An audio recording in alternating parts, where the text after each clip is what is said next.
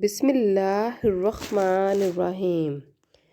حافظ ابن کثیر اور حافظ ابن عساکر رحمۃ اللہ علیہ عبداللہ بن حذیفہ رضی اللہ تعالی عنہ کا واقعہ بیان کرتے ہیں کہ آپ کو رومی کافروں نے قید کر لیا اور اپنے بادشاہ کے پاس پہنچا دیا۔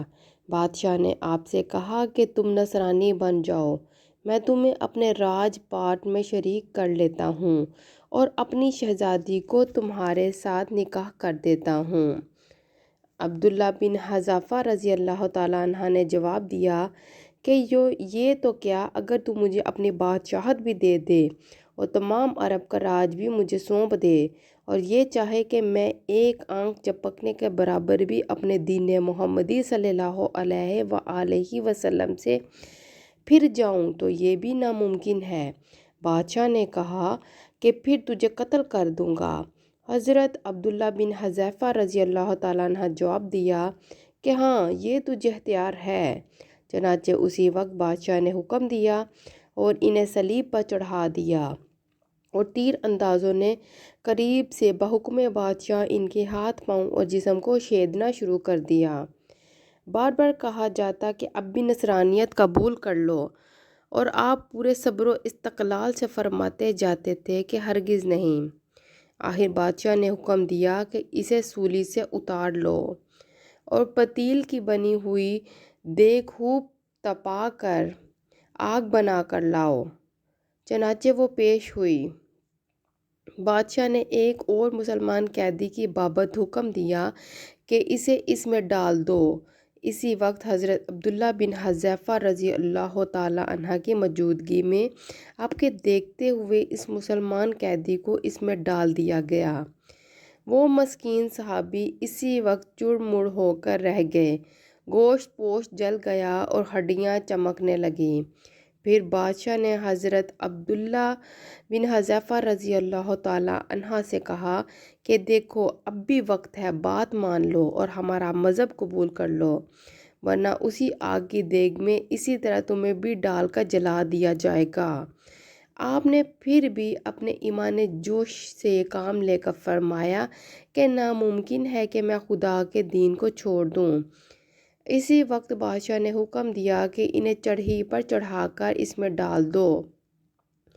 جب یہ اس آگ کی دیگ میں ڈالے جانے کے لیے چڑھی پر اٹھائے گئے تو بادشاہ نے دیکھا کہ ان کی آنکھوں میں آنسو نکل رہے ہیں۔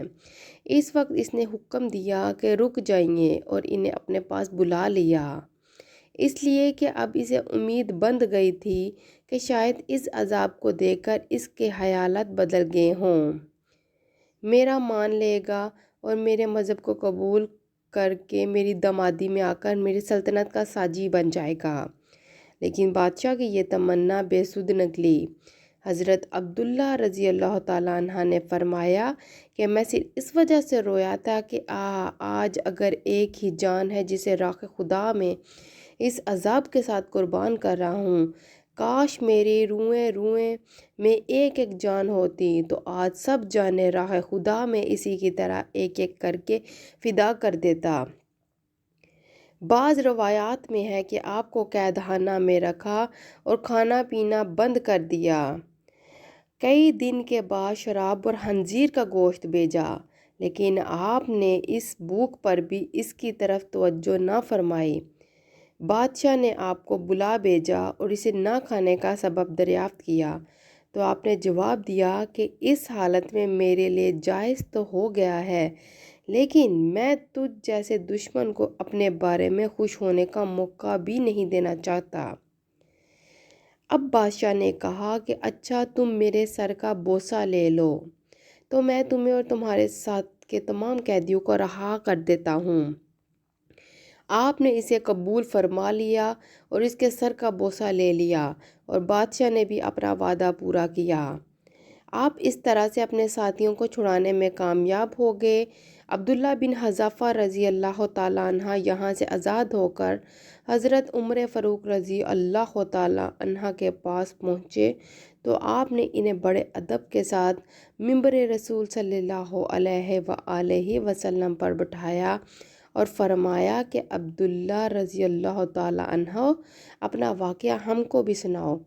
چنانچہ جب آپ نے شروع کیا تو خلیفۃ المسلمین رضی اللہ تعالیٰ عنہ کی آنکھوں سے آنسو بہنے لگے، تو آپ نے فرمایا کہ ہر مسلمان پر حق ہے کہ عبداللہ رضی اللہ تعالیٰ عنہ کی پیشانی کو چومے، اور چومنے میں ابتدا میں کرتا ہوں۔ یہ فرما کر پہلے آپ نے ان کے سر کا بوسہ لیا، پھر باقی مسلمانوں نے بھی ان کے سر کا بوسہ لیا۔